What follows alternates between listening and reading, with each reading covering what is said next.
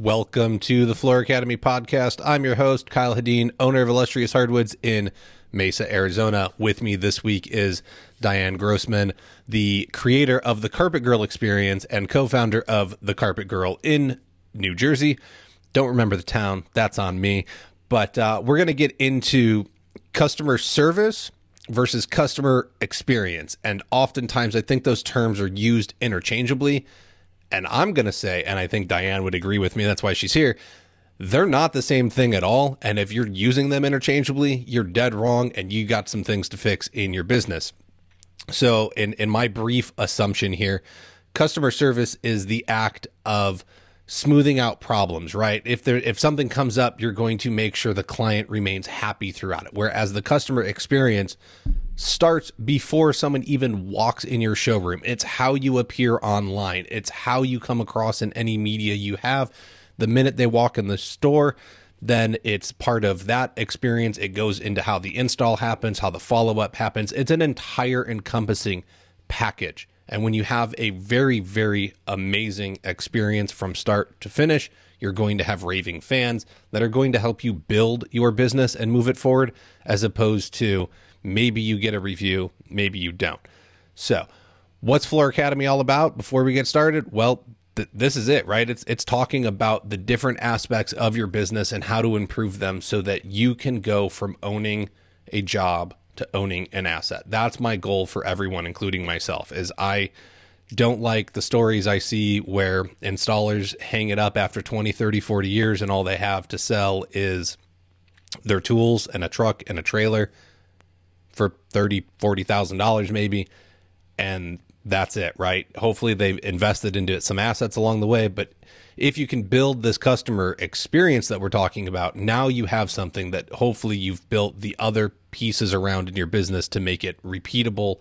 And you can show that to people that every time I put in X amount of dollars, I get X amount of dollars out.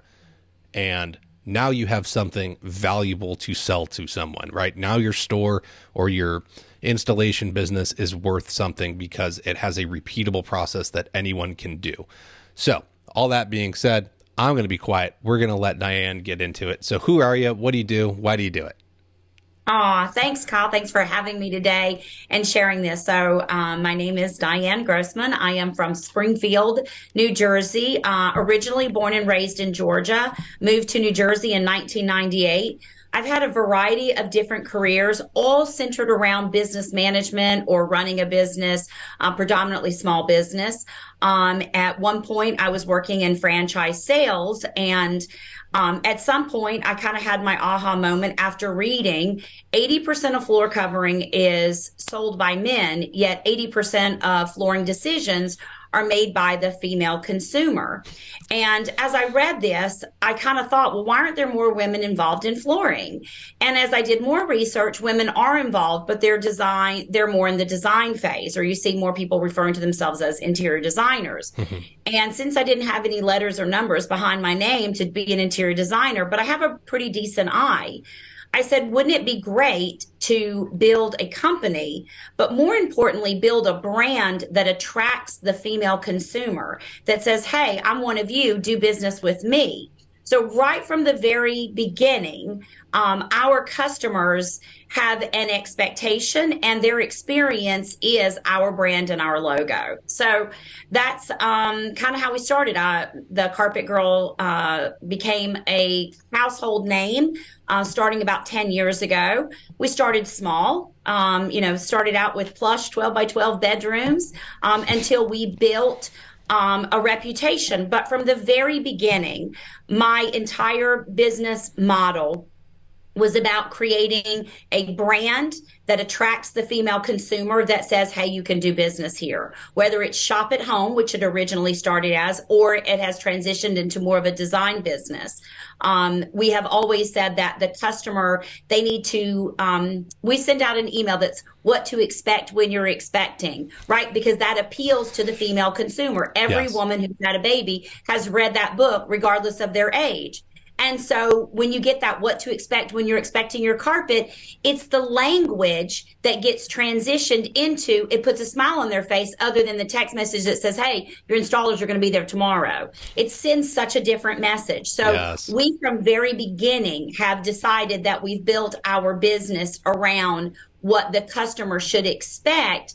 And most people say to us, buying carpet is so hard, and we make it so easy. And it really starts from the messaging of our marketing all the way through our process of how we get customers to come in the door, pay for measurements, and get them to say, we even say yes to the dress. So when a client sees a product and they love it, we will say, oh my God, are you ready to say yes to the dress?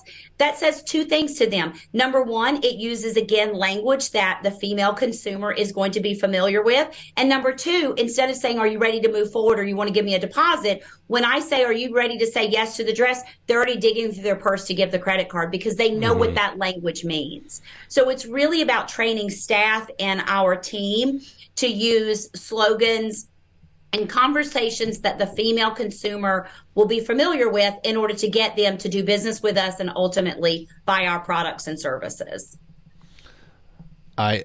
You stopped too soon. I'm sorry. I got to write this note down so I can use it later. No, you can't use it. No, just kidding. No, so I love it because I've been having, I've often thought I was in, I want to say it was a Carpet One branch at one point. And they had like a little book of like, hey, this is kind of how your install process will go. And I was like, man, I should copy that. That's really good.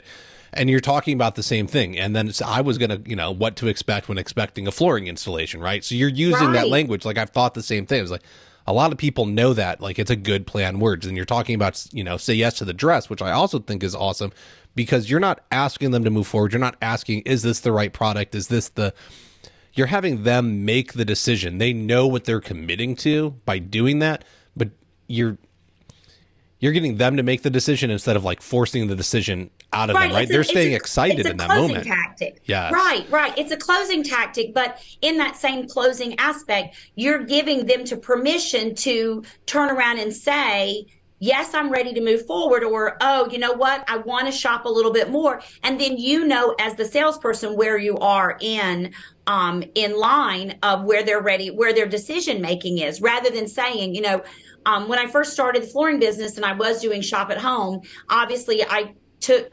sight from some of the other stores that offer that. And it was the same language of, are both decision makers going to be home at the time? Today's buyer doesn't want to answer that. It's sometimes impossible to get the husband and wife at home at the same time because most of my customers are both career driven.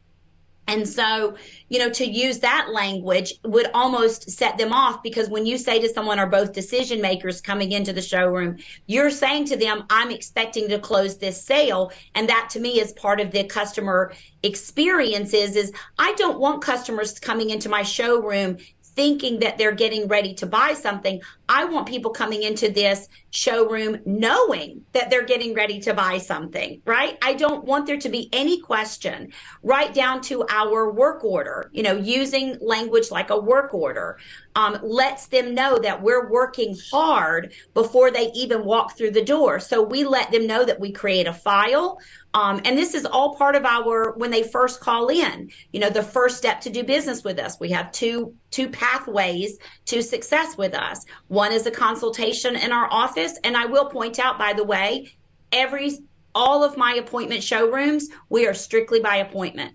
We are not a shopping service. If you want to shop, there's plenty of big box stores that you can shop with. And I'm not criticizing that. But for what I do, I have identified my A client, my B client, and my C client. And when you can identify those clients, then you know how to interact with them. And then you also know how to lay out how they're going to interact in your showroom and how you're going to ultimately close the sale with them. So we use language like your file, your work order. We send them the tracking information. Like it's all about letting them know. I have this rule in my office. You better call the customer before they call you. Because if you call the customer first, you're letting them know what's going on. That's the experience. If they call you, that's customer service. When we call in the morning to make sure that our team arrived safely. We don't say, did our installers show up, right? Because we don't want the customer calling us saying, you said you were going to be here between 9 and 10 a.m. and it's, 10:15.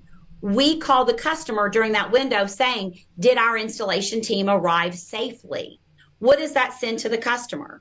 A message that our team, our installation team, means a lot to us, which they do. So it's about, did they arrive safely? Is everyone good to go? It's calling the customer before they call you. And that's the difference between experience and customer service. There's a ton to unpack there. So I like what you're saying.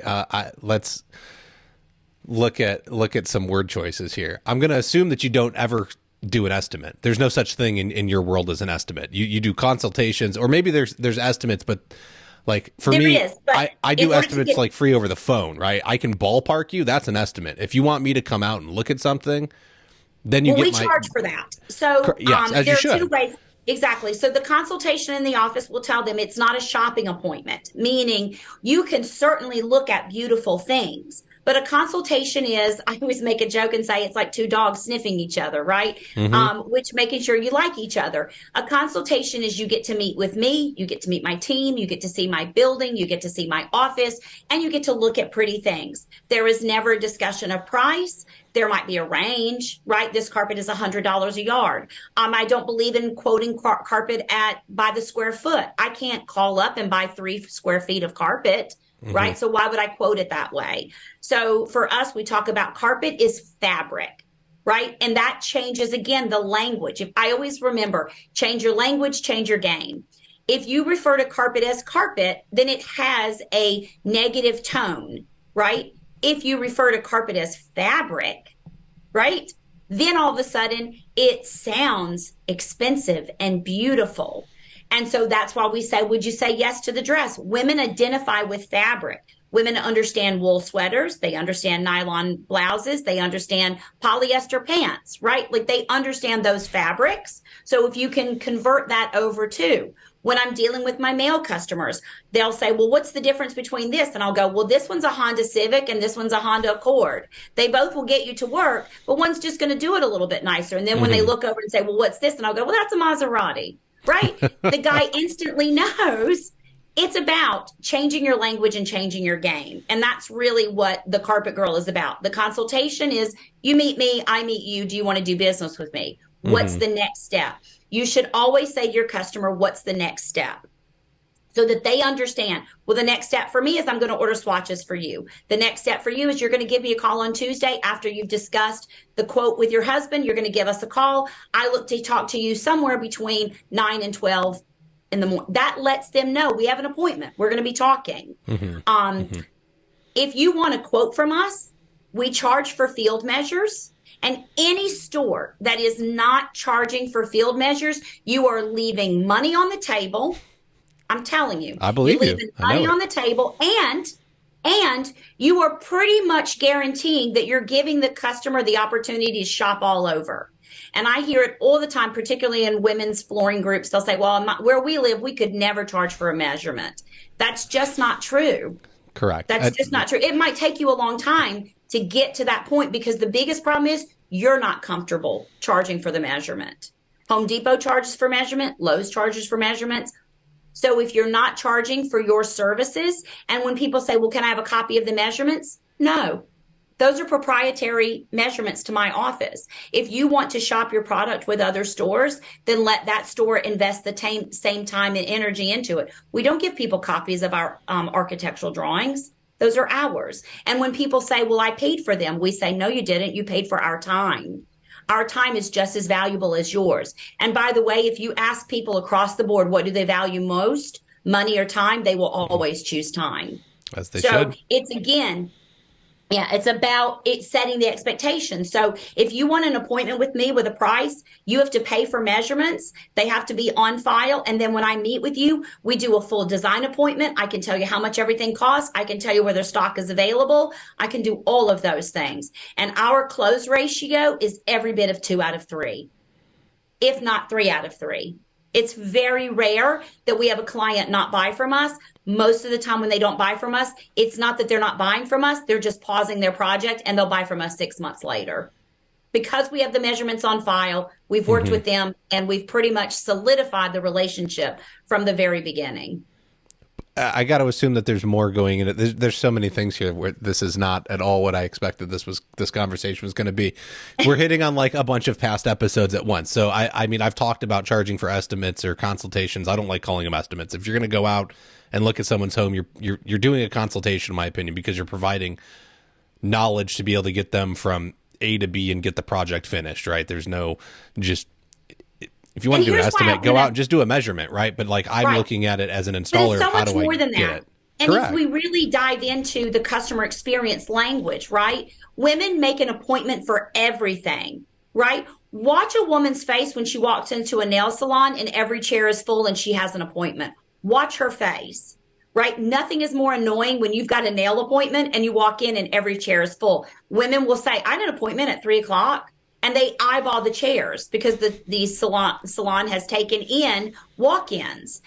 So women make an appointment for everything. The average measurement should be anywhere from $35 to say $75 or $100, depending on the scope of the work. We pay more to get our nails done. We pay more to get our hair done. I tell people the $75 that you spend with me is the best $75 you'll ever spend. And here's why it's important to the entire flooring industry. When we all agree to do the same thing, it becomes normal. Yes. You're not going to set yourself out and say, oh, well, we're going to give free estimates. Why would you do that? If everybody agrees that estimates are valuable for not only the store, but for the consumer, if we all do it, we might have different prices based on our demographics. But if we all charge for measurements, it becomes the normal in the industry and the customer will conform to our standards. It's the stores that give away estimates and spend 50% of their day going giving free estimates. How much of that business are you closing? Or are you just validating the sales from the other store so that the customer can buy where they really want to buy? So that's really what, the measurement side of it in the consultations. Well, but I have a client coming out I have a guy that's going to come out and look at my kitchen. He goes, well, I'll come out and look at it, but I charge $100. And I said, thank you. Thank you for charging.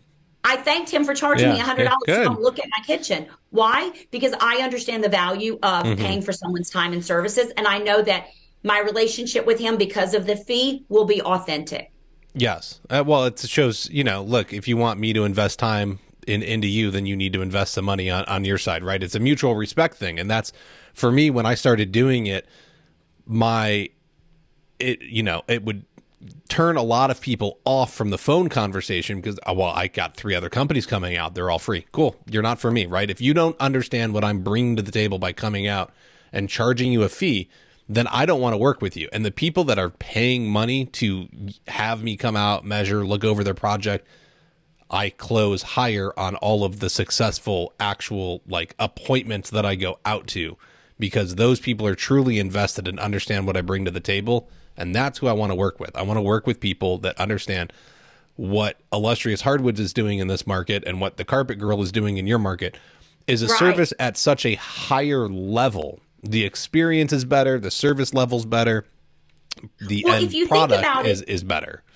When the customer, so here's what I say. When the customer's experience is better, when their experience is better, you have less customer service issues, right? Like if you think about it, if you set the level of expectation, I'm going to give your listeners a book that they need to read. It's called The E-Myth Revised. Yes.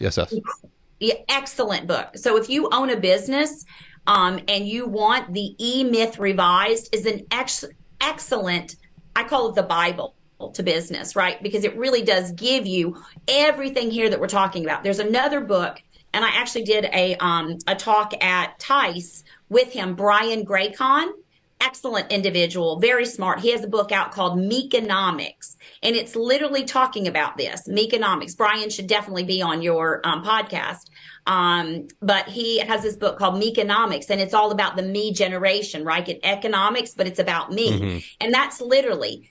So we all as flooring people need to recognize that post-COVID, our number one consumer changed. So prior to COVID, it was all about the baby boomer, right? The baby boomer was the strongest person in the market spending the largest amount of wealth, whether it was their second home or redoing their home for sale or whatever it was. The baby boomer was the strongest. COVID switched that. For whatever reason, something quiet happened while we were all sitting at home waiting for the COVID virus too. Baby boomers decided they weren't going to spend any more money. It became the millennial. And everyone's like, oh, millennials are too young. No, millennials, if you look at them, they're God. 38 years old, right? Like something happened. We still think millennials are 20. No, our millennials are 35, 36. Correct. They are the strongest buyer. And let me tell you something, the Meconomics book is your Bible for understanding that customer experience is what they're looking for. This generation does not want to shop in large box stores, not criticizing box stores, but if you're going to have a box store, you have to have a better experience for them to attract them in because they are looking to be handheld.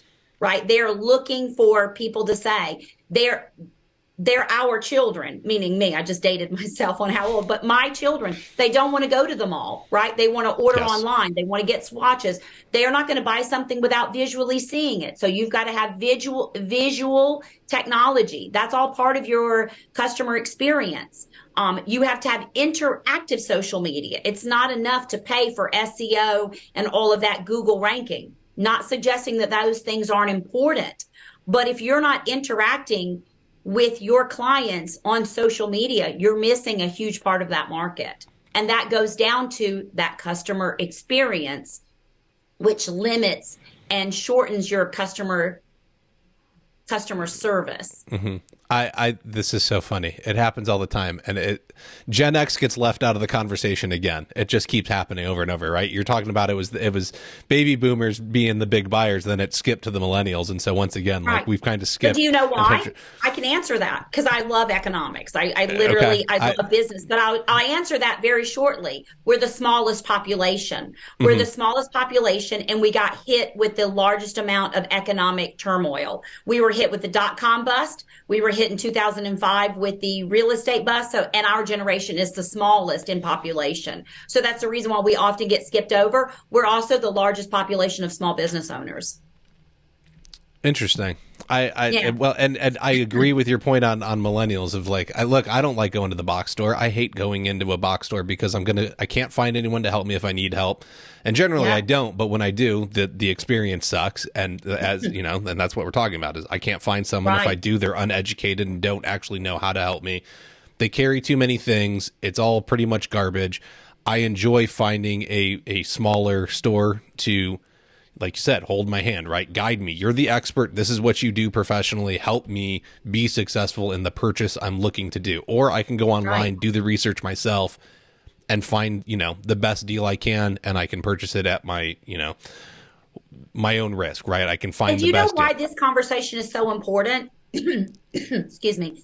This conversation is so important that we're having this because this is how we're going to attract younger business owners into this industry, right? That's our ultimate goal is to take the store that's been around for 50 years, right? That you've got the man sitting in the back, right? We want to take those stores, instead of those stores going out of business, we want those stores attracting young people who want to own a business and to say the flooring industry is an exciting industry. It's a small industry.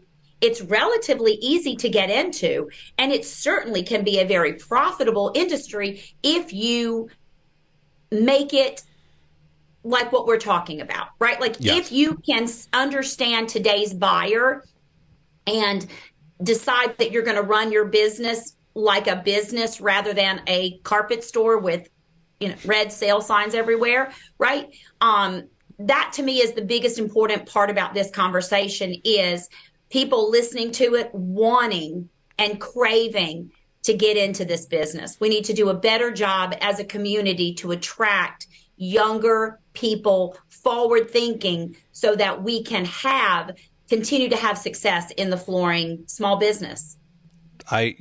You want to just do the show for me? I'm not, This is all the stuff I've been preaching about for I'm years. going to be filming a Korean television show. So my husband looks at the calendar and he goes, "What are you doing today?" So I did a consultation this morning. I did a quote this morning, and I'm on the phone with you, Zooming it. And then Korean television is coming in around 2 o'clock. I couldn't agree more with what you're saying. I think I just had this conversation yesterday, and it's all about leadership. Okay. There's been such poor leadership and understanding of business acumen in this industry that it's produced very poor results for years over years, and that's been passed down into the people that do the trade and run the businesses. And now everyone thinks it's about price, and pricing is a small factor. Okay. Like, we all need to work harder to bring up the average of what we're charging for installs and, for products and whatnot. But at the core of it, if you can't run a business to where you're able to attract, train, retain, and build the next leader, we're all completely screwed. And that's what's really missing. And so the price is a factor in that. But you've got to figure out how to get the first one on board. Yesterday, I'll give you an example on price. I was working on a beautiful, beautiful home here in New Jersey. Gorgeous, gorgeous home. She's got 4 staircases, and she's looking to do this beautiful custom shape out with nail heads and tape. And the price is expensive. I'm not going to lie. It's $30,000, right? Like, it's a 100% wool. It's all of these things. So my competitor down the street told the client that they would do the job for cost. Why? Because this client happens to be a HGTV type person, and her home is going to be featured on television. And so they called me and they said, "Listen, Dianne, your competitor down the street is going to do it for cost." And I sat there and I let them talk, and I paused for a minute and I said, "If you're coming to me because of price, I'm not your girl. Mm-hmm. My best price is this amount. And I can assure you," I said, "the competitor down the street, I can assure you, cannot do the work.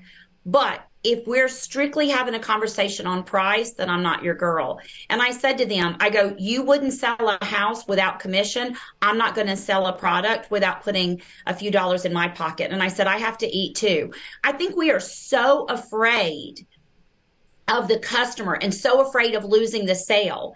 I am never afraid of losing the sale. And here's what I say to other stores who say that. There is enough business out there for all of us. Oh, yeah. Yeah, there's enough business. So if you are strictly selling your products and services and customer experience and customer service, if you're doing it strictly on price, then you're leaving a lot of money on the table, number one. And number two, you're servicing what I call the C client, right? Remember I said in the beginning, there's A client, B client, and C client. A clients can easily be defined as someone who walks in, they're generally a referral. Price is not really a part of the conversation. They come in going, "I want this. Do you have this? And how can it work?" They paid for the measurement. They sit down with you. They're joyful to do business with. That's your A client. They're in your demographics, all of that. Your B client is the client that wants to look for less, right? They want to do business with you, but they might not quite have the budget, and they're a little nervous because maybe they haven't bought flooring in a long time. That's the other thing that we probably should sidebar is our customers don't buy flooring every day. Correct. So we're not Target where they're there every day. So the expectation of pricing can be a little frightening to some of them, right? Like, it can be a little overwhelming, not to mention, are you going to move the furniture? What are you going to do with the old carpet? Are you going to rip it up? Are you going to dispose of it? Like, all of those things are part of the customer's experience, making sure that they understand that you're going to handheld them. The C client is the client that is shopping on price. That's the client that is like, "Well, how much is this? How much is that? How much is this?" So whenever someone comes in and goes, "How much is this? How much is that?" I bring them right back down to my table and I say, "Before we start shopping, let's talk about what your budget is." And by the way, I use the word realistic budget. If you're here looking to spend $1,700, I'm probably not your girl. Yeah. No, Probably not your girl. Totally get it. And I love that conversation. I think a lot of, it does go back to you've got to be aware of pricing, because not enough businesses that I know have what I love to call my FU money. right? And so it Right. starts with, okay, I need to charge. I don't care if you're at, let's say you're $2 a square foot to install on something right now, or you're $2 a yard on a carpet. Make it 210. That extra 10 cents, throw it in the bank account. And eventually you're going to build up you'll get to $1,000 and you'll feel pretty good. You get to 5,000, 10,000, 20,000. I call that uh-oh money. I call that there always should be a little wiggle room. So we have something in Yes. our office going again to the customer experience. We have something in our office called the $20 rule. Okay. The $20 rule in our office is no one has to come to me to make the client's experience or make it better if it's in that $20 range. Meaning, I'm not saying $20, but that's Correct. what we call it, the Yes. $20 rule. You don't need to come to me. If you need to give the client transitions or throw in some padding or things like that, or, ooh, we forgot this and we need to do that. Like every person in my office knows that they have a wiggle room of money because it's already booked in, factored into the cost of the project, right? If there's something they're like, oh, the client showed up and they have a piano we need us to move. I'm not going to call the client and say, you didn't pay for furniture manipulation. It's generally worked in. Right. So I think that's that uh-oh money, right? That 10 cents you're saying, or that 15 cents. It's not going to price you so far out of the project, but it gives you that wiggle room of if you need to order something or do something or to provide something that the customer wasn't expecting because something comes up, it gives you the financial ability to do that without going to the customer and saying, well, you didn't pay for that, so I'm not going to give you transitions. Yes. Right. Well, okay. Like the $20 rule. Yeah. So uh-oh money is good too. You got to build that in. But I think a lot of people, and I'm sure you have the FU bank account. It's the money that gets saved to get you out of trouble, right? When you're talking about, I'm going to go and tell you it's not about price. And if it's about price, it's not for me, right? You're looking for all those A clients. You'll deal with B's and C's, but you want A's all the time. And so a lot of people live paycheck to paycheck still. And you've got to find that way to build up that bank account so that you can go into the consultation and not care if you win the job. By the time you have a backing of like, I don't need the project, I'd like the project. Right. It's a different mindset of how you build it, or how you can bid it.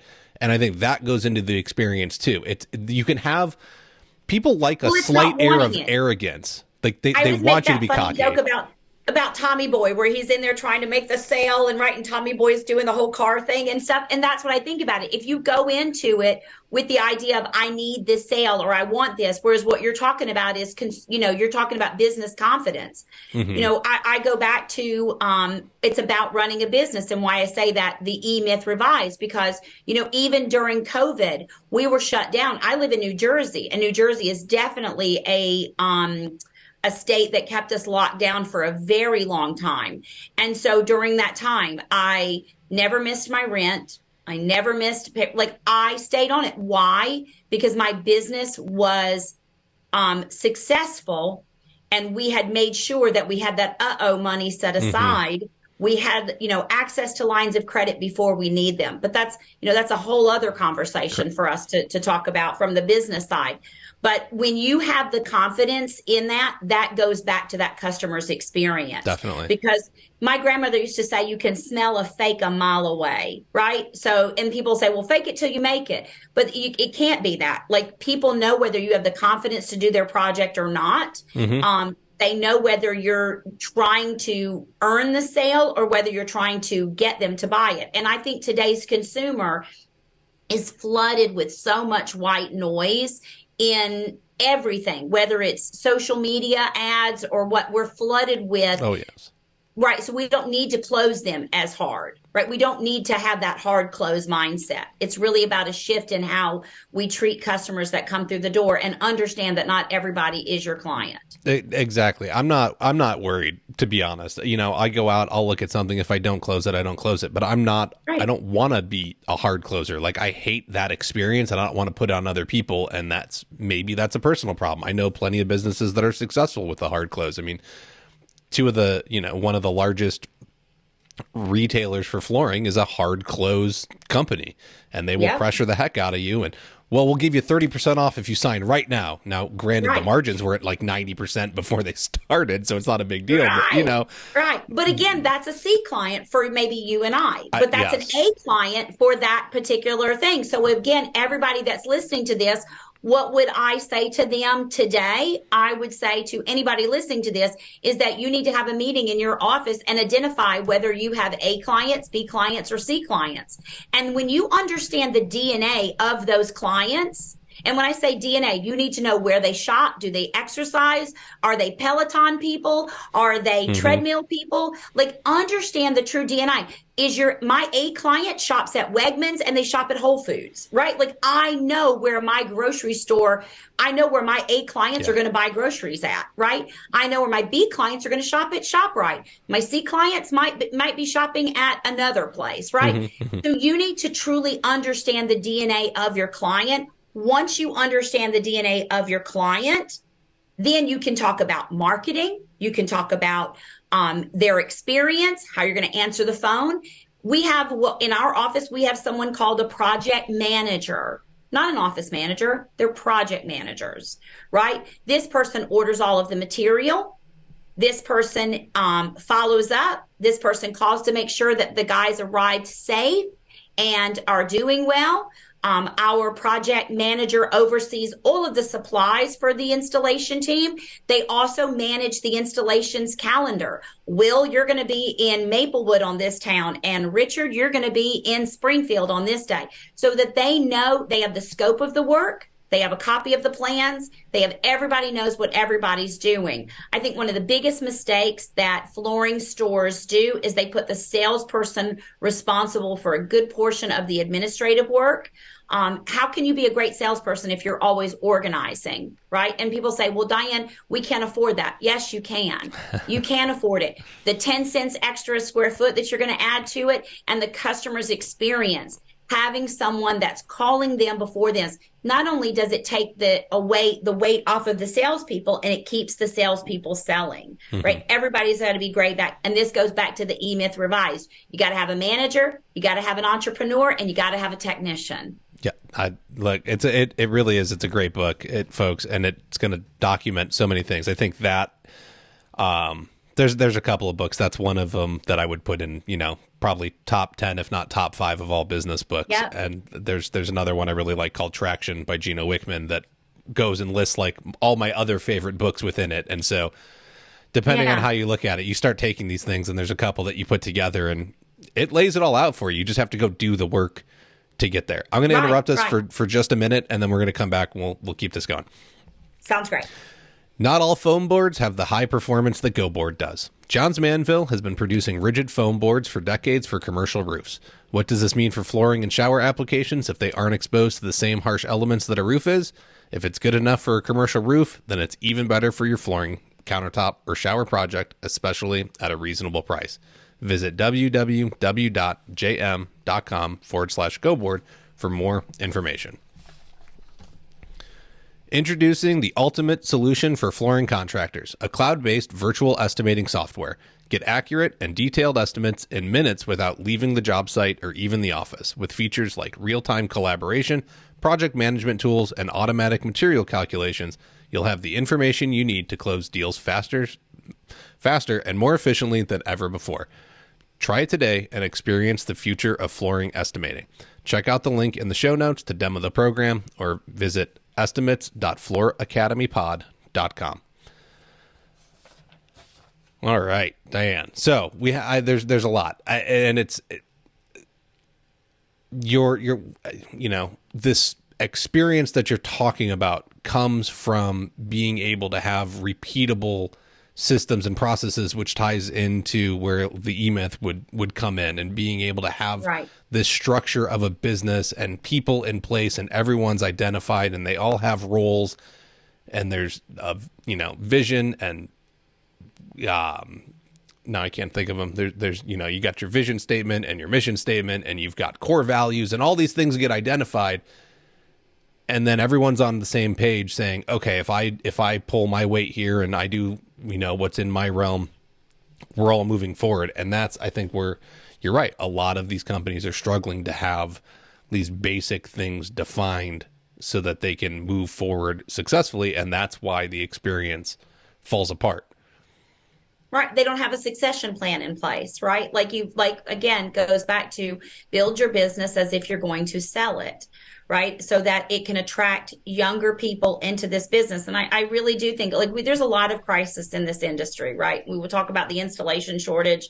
But I got to tell you something, in the 90s, when they were installing wall to wall plush carpet in every center hall colonial, right? And they had 200 yards on every job. We had an installation crisis then, and I wasn't even in the business, right? Like, you couldn't pump out enough carpet to build in these homes, and you didn't have enough teams. So I think installation is always going to be a problem in this industry. It's, attracting good help and making sure that we have technicians in it. So that to me is always going to be a conversation and a topic. But here's the thing, how can we manage and deal with what we're dealing with, right? Well, it's the customer experience, right? If you know that coming into my showroom that you're going to be looking at a May or June install, right off the bat, we let them know. And then we surprise them and say, guess what? Your material came in. I had a change in my schedule. What are you doing April 28th? That's still a month away. What are you doing April 28th? The great thing is I think that we should be leveraging some of the great things that happened with COVID, right? We should be, as business owners, we should be maximizing the customer's experience based on what they can expect because of COVID. They can expect delays. So we can certainly manage the installation crisis by saying, our great team that's the perfect for your job, they're helping other customers. So we're not going to be able to get to your project for 4 weeks from now. That's part of managing the customer's experience.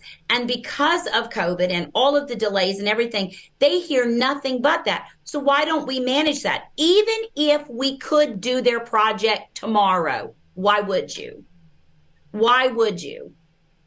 Right? Like, you're setting yourself up, in my opinion, for failure if you can do it next day.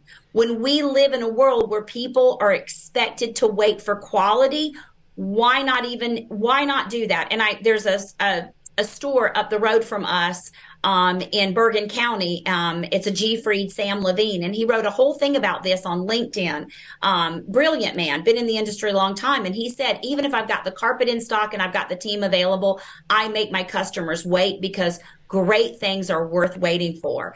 And I thought it was one of the most brilliant articles written, especially about our industry, is even if you do have the material tomorrow, why do that? Make people wait. Anticipation is an incredible, right, emotion. I'm waiting for it. So that's part of the customer's experience, is what to expect when you're expecting. Wait for it. All of those things, keeping the customer in the loop. That to me is really important when you're interacting with customers. Why let it be available tomorrow? Then it doesn't have much value. 100, yes, totally correct. And I think that's, the A and the B clients get that. They understand that something's going to take a minute. It's the C clients, right? That's why the larger organizations that hard sell can exist and promise next day installation, because that's what that customer wants. They want it when they want it, and they'll change their mind and try and get out of the contract if it doesn't happen immediately. And so we're talking about a different way to do it. And when I first started, 5 years ago, probably doing my own bids, if I got a phone call and I was sitting on the couch because I was home that day, oh yeah, I can come right out. And I slowly started learning, like, that looks kind of desperate. That's not a good look, that I'm not busy and I can't get to you right away, right? And I think, once again, this is, I said earlier, like, having a little bit of arrogance about yourself can go a very long way, right?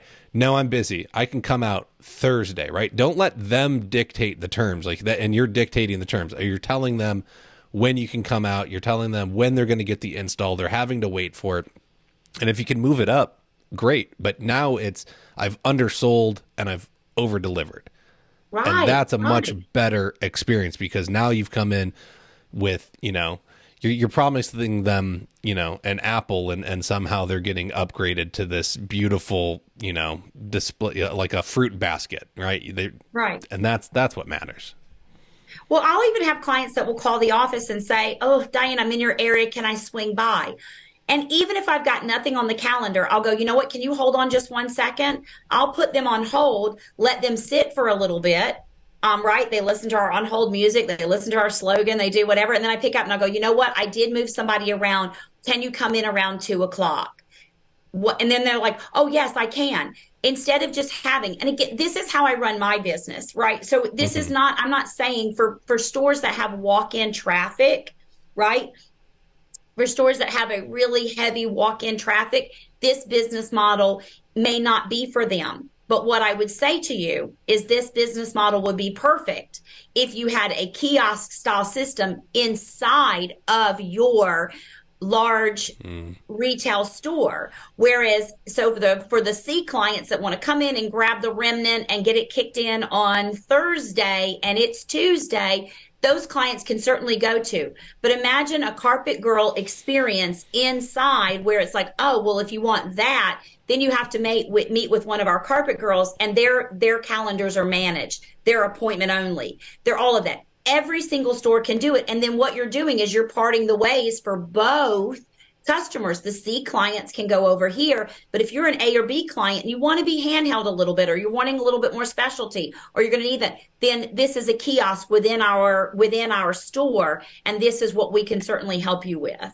And that I was like that. always the mission behind the carpet girl, was every store should have a carpet girl in their showroom. So, and that was kind of like my Hmm. business mantra and the direction that I was headed No, in. I mean, I love it because you can see that, okay, if everyone wants to force higher wages, the fast food chains have already come up with the solution. We're not paying you. We'll put a kiosk in. And so now I Right. can't, like, I have to go up. I got to do all the work myself. The box stores are putting in self checkout, so I don't have to do it. You go do it yourself. It'll cut us out money. You can service yourself and get the experience that you were after, But right? if the kiosk, yes, but if the kiosk was not electronic and it was a person. So think of the kiosk as me sitting in your Okay. showroom, right? I'm at my desk. Oh, I'm by appointment. So if you need a rim and you need it tomorrow, then you need to go talk to Bob. But if you're wanting a specialty or you're wanting something, then I'm available to work with you on Thursday. We Hmm. can sit down right now and we can do a 20-minute consultation so that I understand the scope of your wish list, your timeline, all of those things. And we actually have a form that we fill out in front of them, and we write on it, project to be completed by. When they say to us Thursday, we'll pause and say, what you're looking for can't be completed on Thursday. If you need it done on Thursday, let me get someone else to help you. Hmm. But if you want, so again, instead of having the electronic kiosk, have the human kiosk. That is where I think stores like the larger box stores, or larger flooring stores Yeah. could really excel, is to have that person like me. But there needs to be a gatekeeper. Oh, you need to speak to Dianne. Oh, she's really in demand. Hmm. And I think every store could do that. And it's not as hard as they think it is.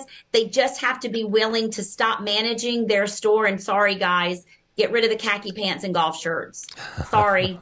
Right? Like if the khaki pants and the golf shirts are running your store, then you certainly need to give me a phone call. I'm probably gonna get a lot of hate mail, but that's That's okay. okay. I don't. I Yeah. look.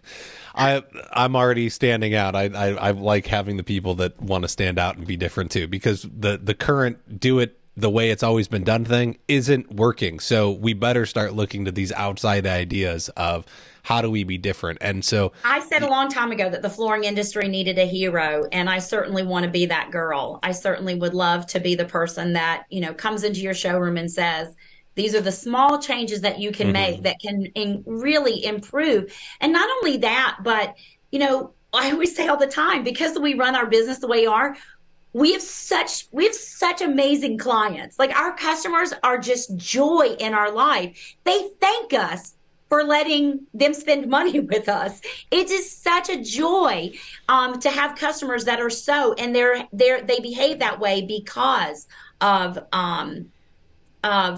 the way that we treat them, and the Mhm. experience, and we set up the standard of how they're going to do business with us. So, and that cuts down on the complaints, right? It cuts down Exactly. on I interviewed somebody once, and he said, well, where's your claims department? And I said, we don't have a claims department. And he goes, well, who handles all your claims? And I said, we have like 2 or 3 claims a year. He's like, what? And I was like, we don't have a claims department. We Yeah. do it right the first time. And yeah, so, but we do it right the first time because we allow for all of that. So Hmm. if we have a product that fails, there's nothing we can do about that. But we also have great partnerships, and we only sell products of this goes to the manufacturing. We're not going to sell the white label box products. We want a brand. We want, Hmm. again, we want to sell quality. If you need 99 cents LVT, we're not your girl. Exactly. We're Yes. not going to sell it. And we will tell you the wear layer is going to wear off. It's going to perform horribly. We're not your girl. Hmm. I got the same system. I got 255 square feet of boutique space. I handpicked all my products. It's by appointment only. I'm looking to sell to very specific clientele. And even when you were talking earlier about, they shop here, they do this, I'm sure you could tell me the average value of their home, the neighborhoods they live in, what kind of cars they Mm-hmm. drive.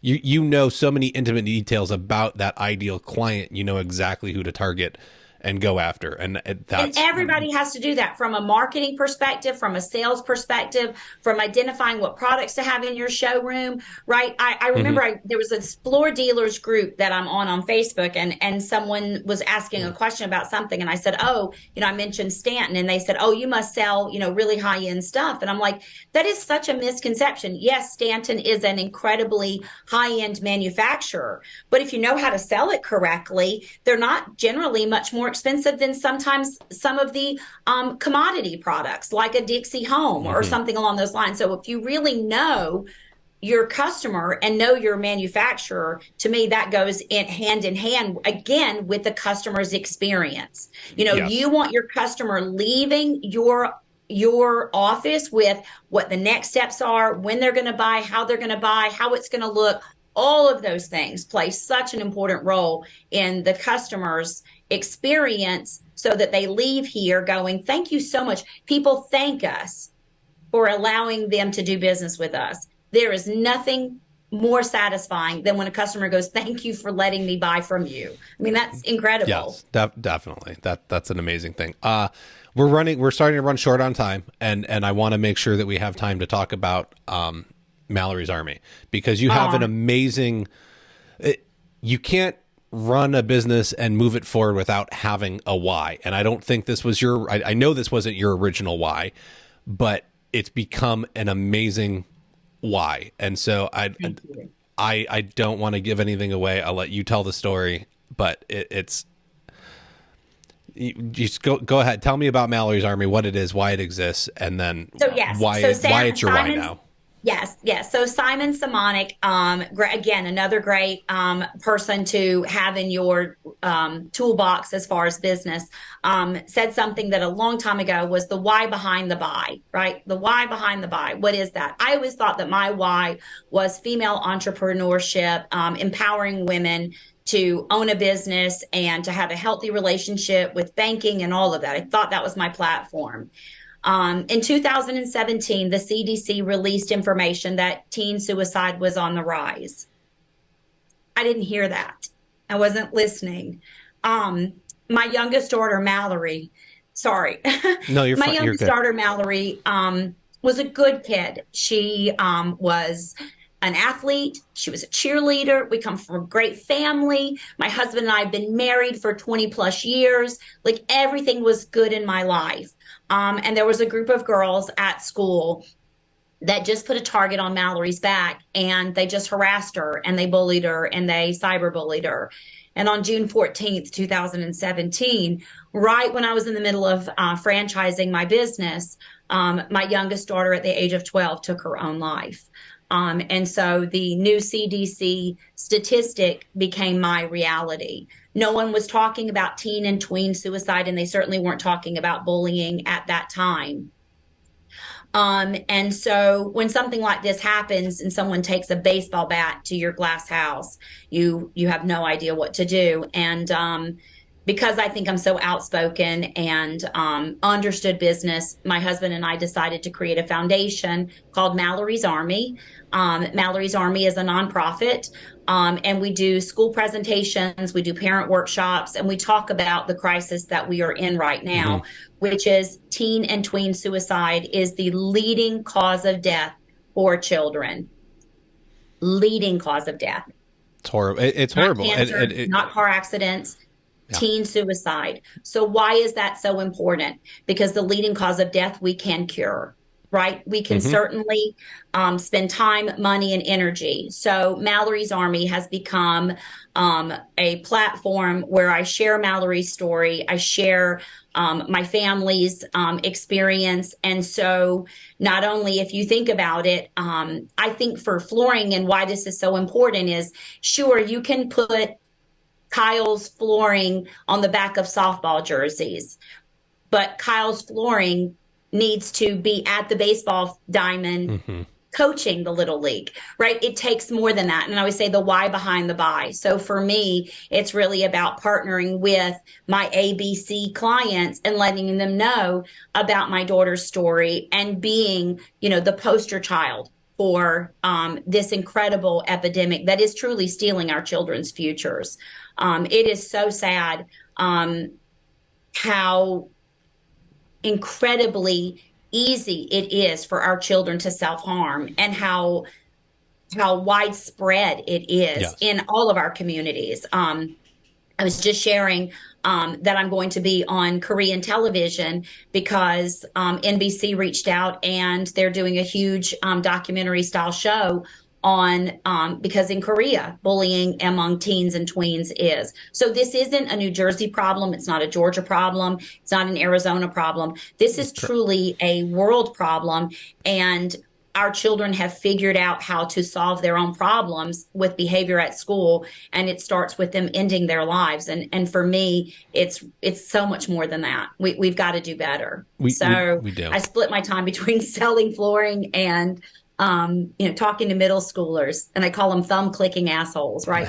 Well, there's there's a direct correlation in the thumb clicking and the advent of social media and the Right. suicide rates, and it's shockingly disgusting. And I'm sorry you've had to have this experience, but I thank you for becoming an advocate for it and really trying to get the message out there that something needs to be different. And I love that you're talking about, great, you can go and sponsor the baseball team, but how about you go and coach the baseball team, or at least go and Right. get involved and support the team, show up to the game, get to know the parents of the kids you're sponsoring, because being a part of your community is so important. I don't understand businesses that expect to receive money from the communities they're in, but don't put it back out. Who wants to support that business? Because we all hate the box stores, and that's exactly what they're doing. It all goes to corporate somewhere else, right? It's not invested back in. And these smaller businesses are generally the ones going out and starting non-for-profits that get involved and make a difference in people's lives and are the leaders And of these I organizations. want to And that say, like, matters. I really don't, the truth of it is it's very rare that my two worlds collide. It's very rare unless someone says, Diane, do you remember me 5 years ago? You put carpet in my den, and I'm talking to them about their women's leadership conference, right? So it's very rare that the two businesses actually interact with one another. It's very rare that someone comes in and wants to buy flooring from me because of Mallory's Army.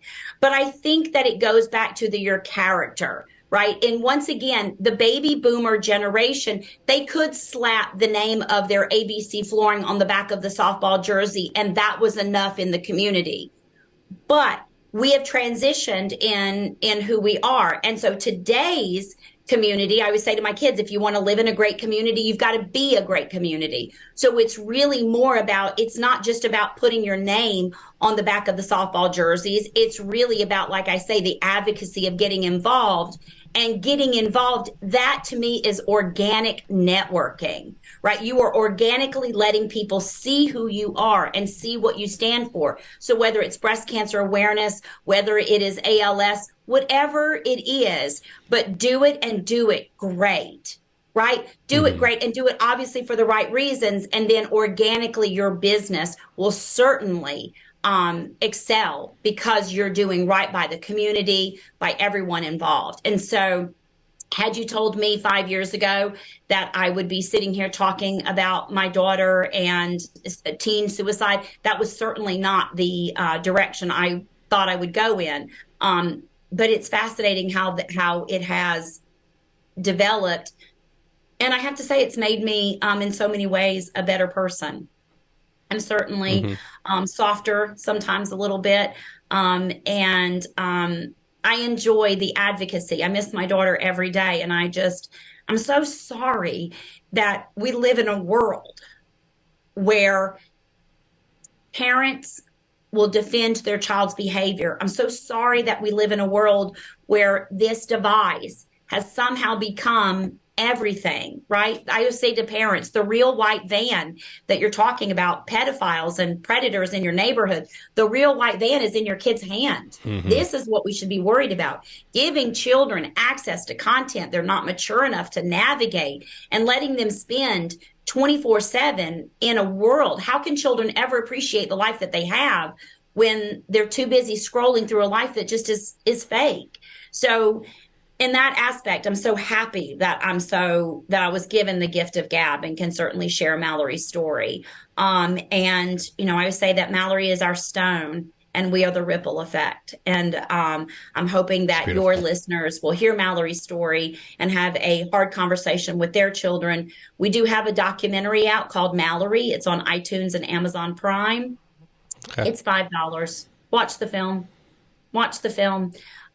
Learn about us, learn about our family, and learn about what's happening with our children, because it is so very important to make sure that we understand what our children are going through. And it's a lot darker than we think. Bullying has just really elevated since the onset of social media. It's no longer the big kid taking the little kid's lunch money. It's so much darker than that. And so we all as a community have to do better. Couldn't agree more. It's something that exists. You can't get away from it now, right? You used to be able to at least get off. Maybe you got beat up once you get off the bus, but once you got home, it stopped, right? You didn't. The phone went away, and now it's the messages and the phone calls. Well, if they bullied you on the phone, you just took the phone off the hook. Correct. Right? Exactly. You would just take the phone off the hook. If they kept calling and harassing you, you took the phone off the hook and you walked away. The exact opposite is happening with our children. Not only are they going in their phone to look for FOMO, it's a real thing, fear of missing out. Kids are going into their devices to look to see what's being said about them. And they're seeking the hate, right? The hate is there. And then they're going out to try to manage it, because that's what children do. They want to manage what's going on in their lives. And so we certainly have got to do better as it pertains to our children and our youth and our communities. Couldn't agree more. I'm sorry for your loss, but I'm glad, like the positive outlook, right? You could have let this destroy you and you didn't. Like, you and your husband came together and you found a way to invest the energy and turn it around and make it into this huge positive thing. And you've embraced it very well, I can tell. And you want to be the light instead of, just bitter and upset. And the Carpet Girl wouldn't have worked if you wouldn't have had that mindset originally. And so good for you to be able to look at things and find the positives in them and change them and make them different and push them forward. And once again, I would love to continue to talk with you more. I'm sure I can have you back on and we can find another conversation. We can continue this again and absolutely continue the conversation. I think it's great. Yeah, I want to be respectful of your time, and I know I don't want to keep you from the Korean TV crew either. No. So I want to wrap us up. But thank you so much for sharing your thoughts on business and customer service versus customer experience, telling us a little bit about Mallory's story. Please, folks, go check it out. Like she said, it's $5 to get the documentary. It's going to go to the nonprofit. It's going to push that agenda forward. This isn't anything. She's doing just fine with the Carpet Girl. That's paying the bills. All right. So let's support our flooring family and help push a very positive message into the world. Thank you very much. I think that is going to do it for us this week. I appreciate everyone tuning in. Make sure you check out flooracademypod.com, go to the shop, pick up a shirt. You can help support the show over at patreon.com/flooracademy. If the show's helping you move your business forward, I would appreciate you helping me be able to keep the message coming out. Even $5 a month goes a long way. Subscribe over on YouTube. Still need those 1,000 subscribers. All right. Maybe we're over 200. I don't know where we're at because these are all coming out in the future. But as of today, it's still sitting at 170. So help me out. And I think that will do it for us. I got one last word from a sponsor, and then we'll catch you next week. When will the highly anticipated new season of Tice TV from the International Surface event be streaming in 2023? Coming this April to Tice is the premiere of the Spring Product Celebration Series. This season will deep dive into products and services from across the flooring, stone, and tile industry, featuring impressive brands such as Shaw, One Floor, Laser Products, and more. Plus, exciting celebrity news. The new season is being hosted by the iconic Lisbeth Calandrina, who has been captivating the industry and her audiences with eye-opening points, practical tips, and engaging personal stories through her industry experiences, books, and motivational speaking. Discover more at ticetv.com and follow Tice TV on Facebook for live airing alerts. All right, everyone. Thanks for listening in, and we'll catch you next week.